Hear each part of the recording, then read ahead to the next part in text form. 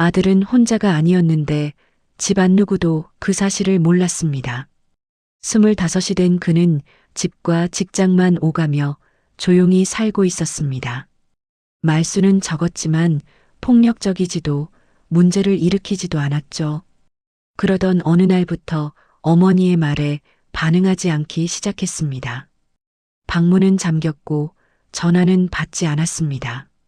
집안에서 함께 살고 있는데도 아들은 점점 보이지 않는 사람이 되어갔습니다. 어머니는 단순한 성격 변화라고 믿고 싶었습니다. 그만둘 수 있는 선택이 그때 분명히 있었습니다. 더 묻지 않고 더 보지 않는 것 말입니다. 하지만 집안에 남아있는 낯선 기척이 그 선택을 허락하지 않았습니다. 결국 어머니는 탐정을 찾았습니다. 그날부터 아들의 하루는 다른 눈으로 기록되기 시작했습니다. 그리고 그 기록은 예상과 다른 방향으로 흘러갔습니다. 의뢰인은 상담실에 앉자마자 손부터 쥐었습니다. 말을 꺼내는데 시간이 걸렸습니다. 아들 이야기를 시작하면 항상 그랬습니다. 잘못 키운 건 아닐까, 놓친 신호가 있었던 건 아닐까, 그런 생각이 먼저 앞섰기 때문입니다. 25의 아들은 겉보기엔 문제없어 보였습니다. 키가 크고 말끔했으며 정해진 시간에 출근하고 정해진 시간에 귀가했습니다. 사람들과 어울리지는 못했지만 그 대신 규칙적인 일상은 지켜왔습니다. 아들은 복잡한 상황을 힘들어했습니다. 질문이 많아지면 입을 닫았고 선택지를 주면 오히려 굳어버렸습니다. 어머니는 그걸 알고 있었습니다. 그래서 집안에서는 늘 같은 순서를 유지했습니다. 식사 시간, 말하는 방식, 이동 동선까지 크게 바꾸지 않았습니다. 아들이 편안해지는 유일한 방법이었기 때문입니다. 문제는 체력이었습니다. 어머니는 점점 지쳐갔고 결국 도우미를 들이자는 결정을 했습니다. 그때도 선택은 있었습니다. 조금 더 버틸 수도 있었고 다른 가족의 도움을 받을 수도 있었습니다.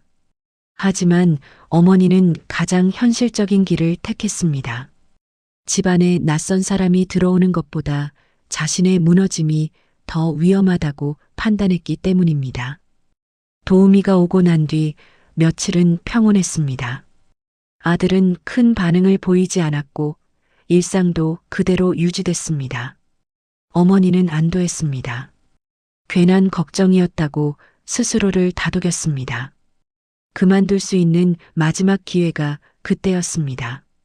불편한 기색이 없으니 더 의심하지 않아도 된다고 말할 수 있었죠. 하지만 어머니는 그 선택을 붙잡지 않았습니다.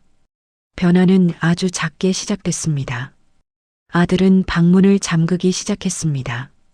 예전에는 절대 그러지 않던 행동이었습니다. 식사 시간에 내려오지 않는 날이 늘었고 말을 걸면 고개를 돌렸습니다. 이유를 묻자 그냥이라는 대답만 돌아왔습니다. 어머니는 더 묻지 않았습니다. 아들을 몰아붙이면 더 다칠 수 있다는 걸 알고 있었기 때문입니다. 그러다 어느 날 접시가 바닥에 떨어졌습니다. 소리는 컸지만 아들은 나오지 않았습니다. 어머니가 조심스럽게 문을 두드리자 안에서 낮고 거친 숨소리만 들려왔습니다. 그날 밤 어머니는 잠을 이루지 못했습니다. 이대로 모르는 척할 것인가 아니면 누군가의 시선을 빌릴 것인가. 결국 선택은 탐정이었습니다. 탐정들은 아들의 일상을 확인했습니다. 집, 직장, 다시 집. 반복되는 동선에 특별한 위험은 없어 보였습니다. 잠복을 중단해도 될 것 같다는 생각이 스쳤습니다. 하지만 셋째 날 저녁 아들이 집 근처 골목에서 걸음을 멈췄습니다. 그리고 그 앞에 처음 보는 여자가 서 있었습니다. 그 장면을 보고도 탐정들은 바로 움직이지 않았습니다. 그 선택이 어떤 결과를 부를지 그때는 아직 알지 못했습니다. 그 여자는 골목 가로등 아래에 서 있었습니다. 밝지도 어둡지도 않은 위치였습니다. 아들이 먼저 말을 거는 쪽은 아니었습니다. 늘 그랬듯 누군가가 먼저 다가오기를 기다리는 자세였습니다. 여자는 아들의 시선을 확인하자 고개를 살짝 끄덕였고 마치 약속된 시간에 약속된 장소에 나온 사람처럼 자연스럽게 말을 이었습니다. 소리는 크지 않았고 몸짓도 과하지 않았습니다. 오히려 조심스러운 태도였습니다. 아들은 대부분 고개를 끄덕이거나 짧게 대답했습니다. 그럼에도 여자는 대화를 멈추지 않았습니다. 질문을 던지고 아들이 대답하지 못하면 스스로 답을 만들어 주었습니다. 탐정들은 그 장면에서 눈을 떼지 못했습니다. 누군가의 말을 대신 완성해주는 방식이었기 때문입니다. 그건 배려처럼 보일 수도 있었고 통제처럼 보일 수도 있었습니다. 둘은 오래 함께 있지 않았습니다. 길게 봐야 10분 남짓이었습니다. 그리고 늘 같은 지점에서 헤어졌습니다. 여자는 아들을 따라 집 쪽으로 가지 않았고 아들도 그녀를 붙잡지 않았습니다. 위험 신호로 보기엔 애매한 장면이었습니다. 탐정들 사이에서도 판단이 갈렸습니다. 개입을 멈출 수 있는 선택지가 분명히 있었습니다. 단순한 지인 관계라면 더 깊이 들어갈 이유는 없었습니다. 하지만 다음 날도 그 다음 날도 같은 장면이 반복됐습니다. 시간, 장소, 거리까지 거의 같았습니다. 우연이라고 하기엔 규칙적이었습니다. 여자는 매번 다른 옷을 입고 있었지만 가방은 늘 같았습니다.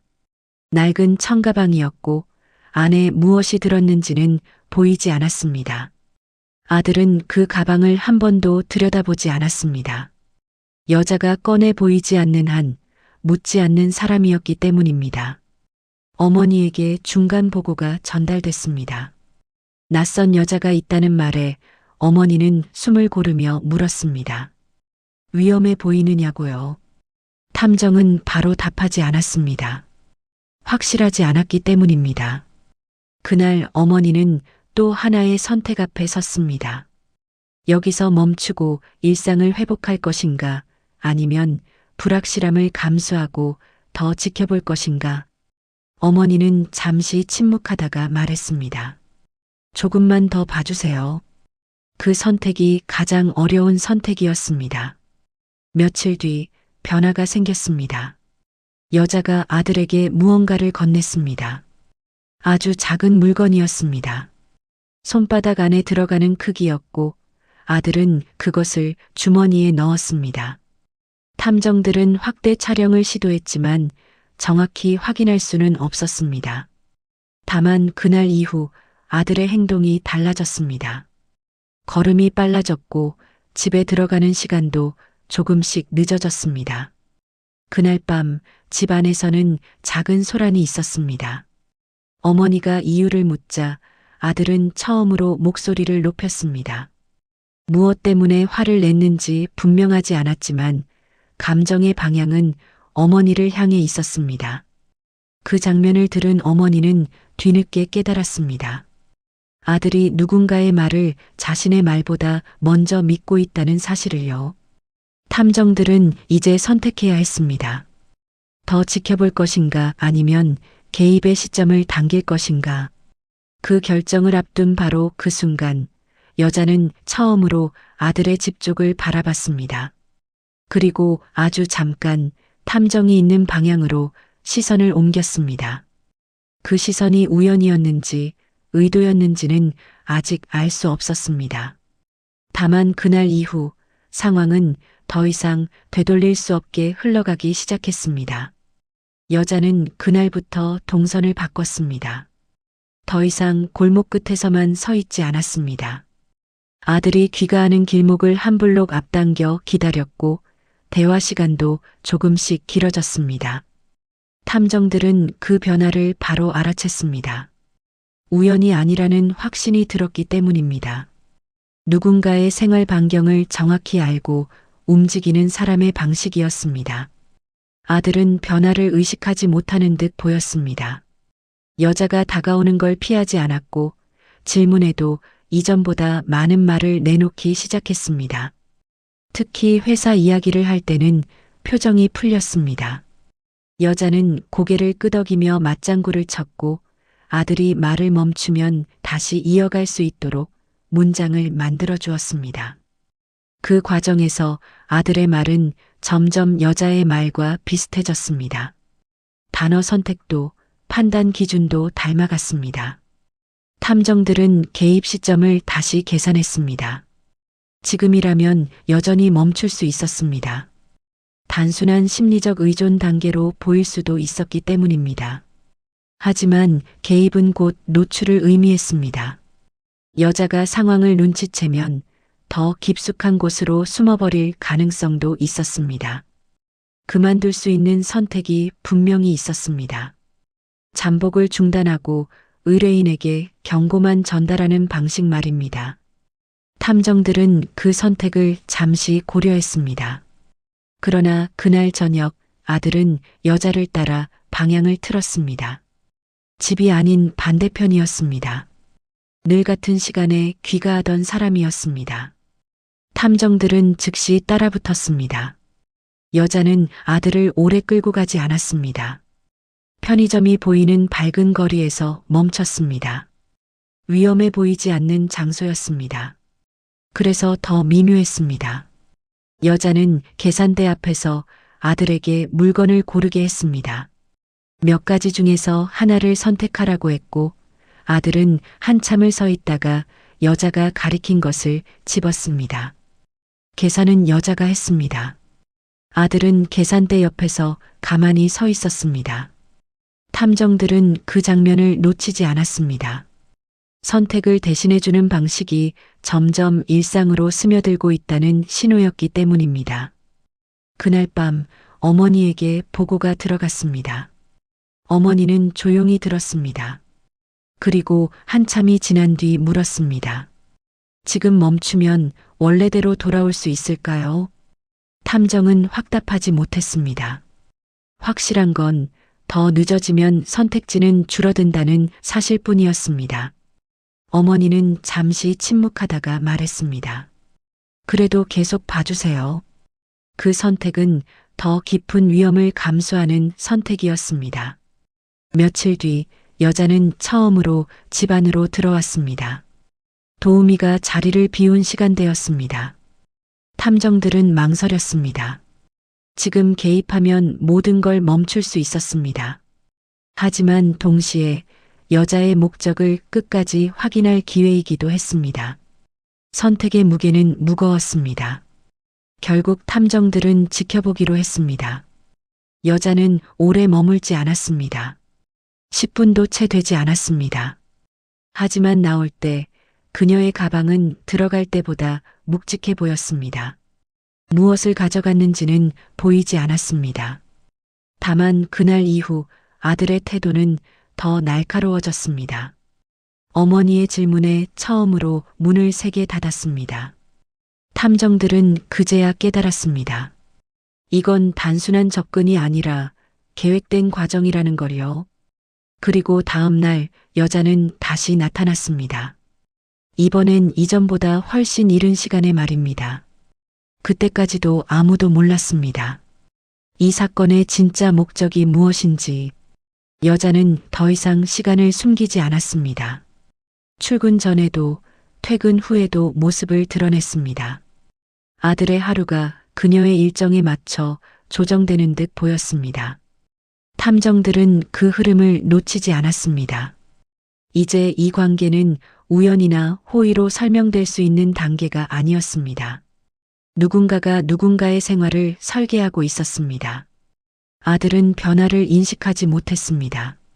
여자가 지시처럼 던지는 말에도 고개를 끄덕였고 스스로 결정했다고 믿는 선택들은 이미 여자의 말로 예고된 것들이었습니다. 그건 하지 않는 게 좋겠어. 그 사람 말은 들을 필요 없어. 그런 문장들이 쌓이면서 아들의 세계는 점점 좁아졌습니다. 어머니는 그 안에 들어갈 자리가 없었습니다. 탐정들은 개입 시점을 다시 앞에 두었습니다. 지금 멈추면 아들을 원래의 일상으로 돌려놓을 수 있을지도 몰랐습니다. 하지만 여자가 집안에 들어온 이상 목적을 확인하지 않고 멈추는 건 더 큰 위험을 남길 수 있었습니다.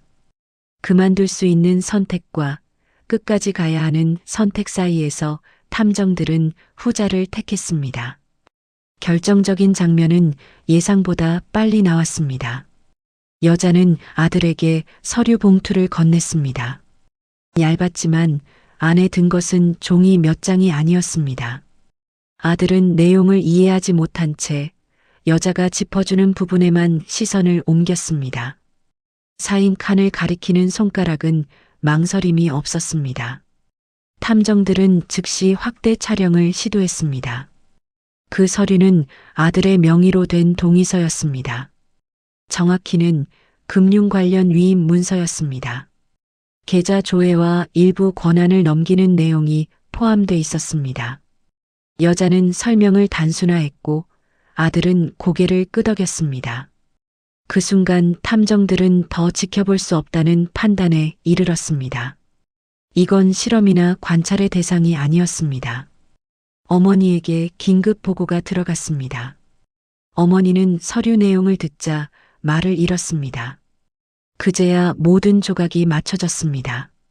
집에 도우미를 들인 시점, 아들이 어머니와 멀어지기 시작한 이유, 그리고 낯선 여자의 등장까지 모든 과정이 하나의 흐름으로 연결돼 있었습니다. 여자는 혼자가 아니었습니다. 확인 결과 과거에도 비슷한 방식으로 접근한 전력이 있었습니다. 대상은 늘 사회적 판단에 취약한 사람들이었습니다.